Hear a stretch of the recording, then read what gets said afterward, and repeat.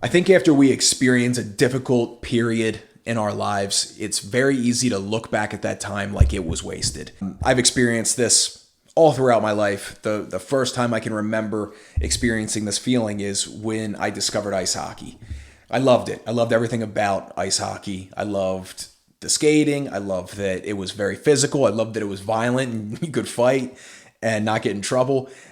Everything about hockey I really, really enjoyed. But I had one hang up, and that was that a lot of the people that I was playing hockey with, I knew they started when they were about 4 years old. So they were playing for way over half of their lives. They were really good. And while I had some natural ability, they were better than me. And I chalked it up to, well, they've been playing longer than I have. And I just never really committed and took it seriously because I didn't think I would be able to overcome all the time I wasted not playing ice hockey. And I know that sounds ridiculous now, looking back and understanding that if you start anything at 12 or 20 or 30 or 60, it's worth pouring into if it's something that you're passionate about. It's worth upturning your life to make that thing happen. And that doesn't take away from the fact that this is a real problem just with human nature and the way that we look at time. And you see the same issue with toxic relationships or jobs that we hate. A lot of times we look at the relationship or the job and we look at all the time we invested into the relationship or the job, and we're like, well, I should probably stick it out because I've already been with this person or been in this position for 5 years. I don't want to have wasted all that time. When in reality, if that person or job was not in your life, you would be much happier and you'd be able to start the time that you are happier without that thing or person. Moving forward, you have more time being happy. But our brains don't really work like that, unfortunately. And a lot of this goes back to our recent conversations about the subconscious mind and self-sabotage and how we develop this identity for who we are, and our ego and our subconscious will do everything in its power to keep you who that person is. They don't want you to change because they've gotten used to who we are, how we behave. It's safe. They are aware that change is difficult and dangerous. And if we make any big changes, that puts us at risk. That's what our ego and our subconscious mind are telling us when we try to make these big shifts in life. You have to manually override that. And we did speak about that for the last couple of weeks, so I'm not going to dive into those thought patterns. But we did get a question that really touches on this subject, and I'm going to read it to you guys real quick.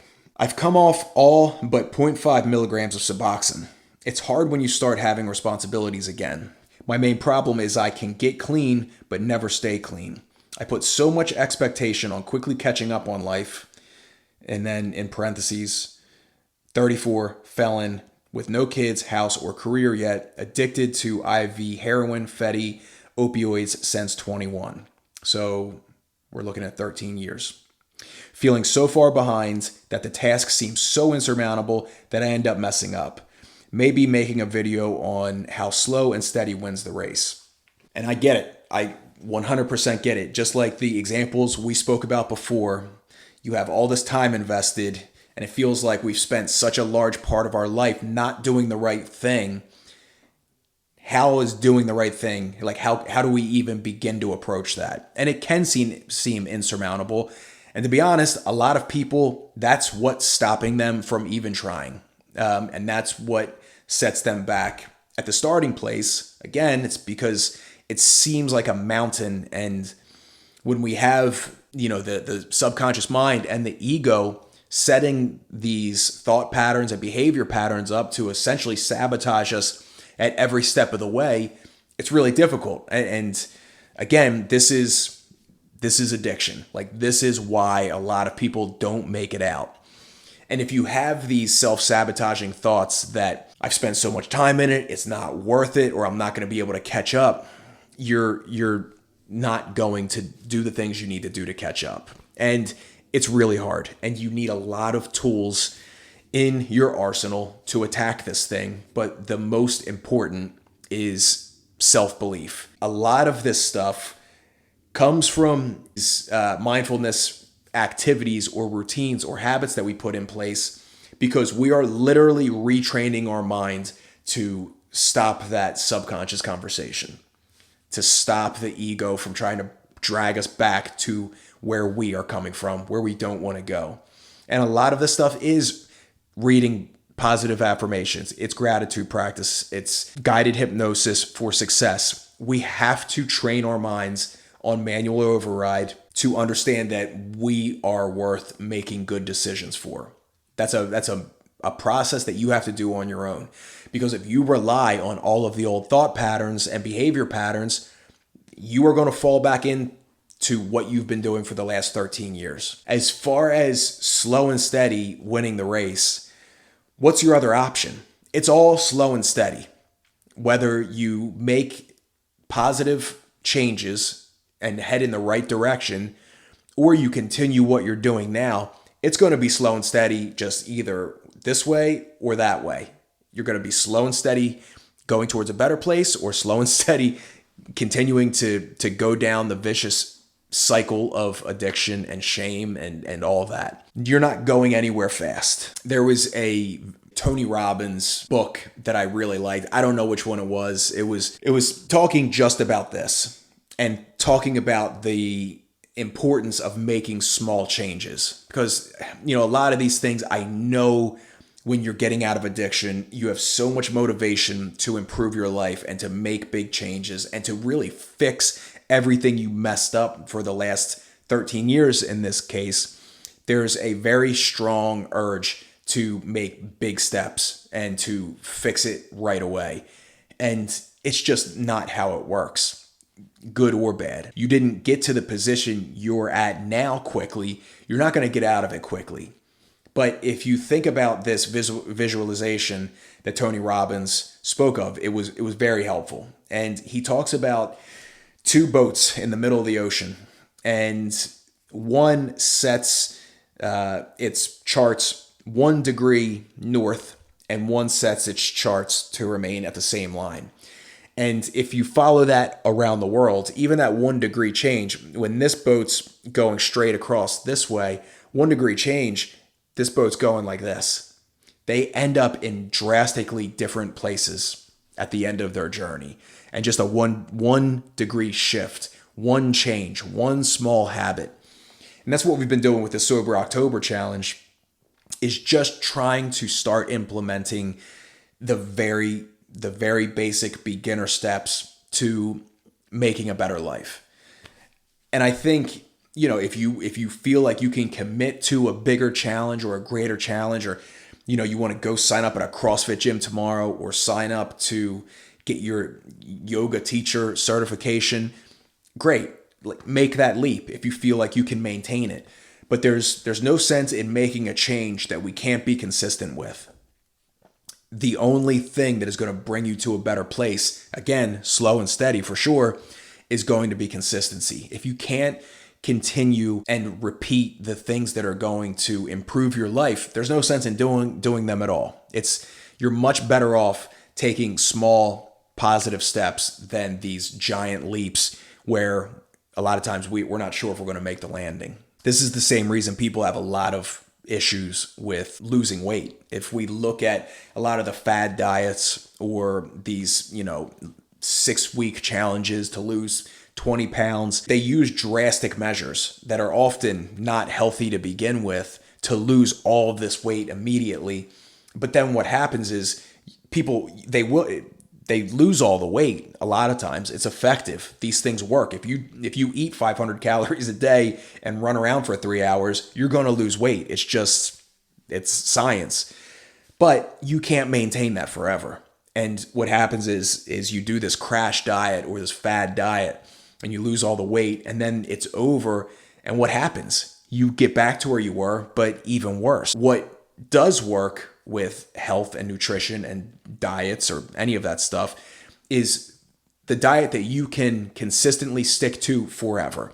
The thing that's not drastic, where you can only eat carrots for 3 months in a row. Yeah, I guarantee you're going to lose a lot of weight, but when that challenge is over, all that weight's coming back and probably more. Find the habits, find the behavior patterns that you enjoy, that you can maintain for the long run. And when it comes to addiction, when you're looking at these insurmountable changes that you need to make, you'd be very surprised how quickly they come around when you just start making small steps in the right direction. You have to remember that everything you're going through right now is the adversity that's building you up. I think we look at these difficult periods in our life as purely negative. And now that I'm on the other side of it, I look at myself and what I went through and how I would have nothing that I have today if I didn't experience the difficult situations that I went through. And I learned how to overcome difficult situations and the tools that I've gained from living the life that I lived.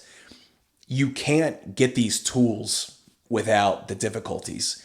And the adversity that you've been through, specifically the gentleman asking this question, once you get on the other side of this, you are going to be at such an advantage that people who, took the more typical route of life and didn't really have any difficulties or struggles, not anything compared to what you have, you're going to be so far ahead of where they are.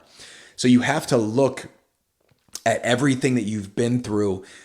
Once you put these positive habits in place and you make some positive momentum and you start gaining some traction, once things start to pile up, you are going to be very far ahead. This will slingshot you past where you ever dreamed you could be. Again, it's because you're going to have the determination, the grit to get through anything. And that's what I think people struggling in this point or at this point of addiction, that's what I think they don't fully grasp, is this is just a test. When you can break through this, then you have all the benefits of everything difficult you ever went through.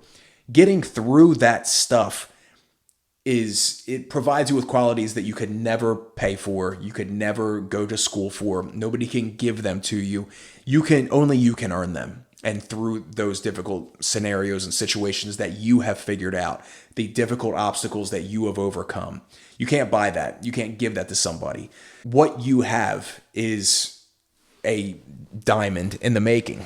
And it's just up to you to understand how to mine that diamond. And I'm not a big proponent of AA or NA, but I think it can really be positive in situations like this to document your wins. Document how much time you're getting away from your addiction.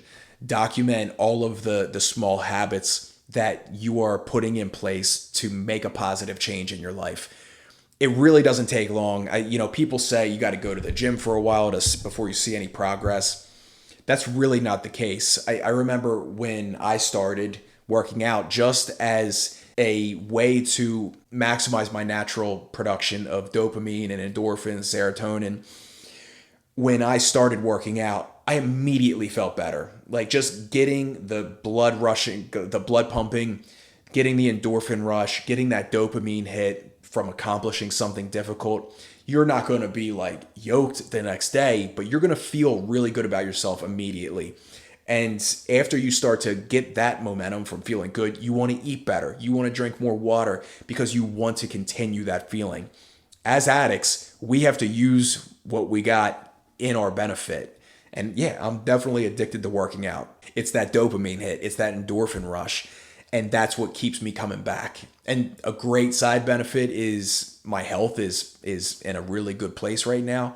But don't get it twisted. I'm doing it specifically because I am addicted to the feeling I get from working out. I think this is why exercise is such an important part of recovery. It's something you can do and get immediate relief from the way you're feeling. It works right away. But when you start stacking these wins and stacking this positive momentum or building this positive momentum, that's where you find yourself really making a lot of changes in a short period of time. You just need a little bit of traction, a little bit of momentum. All right, guys, I'm going to wrap it up there for today. Thank you for tuning in. I look forward to seeing you on the next one.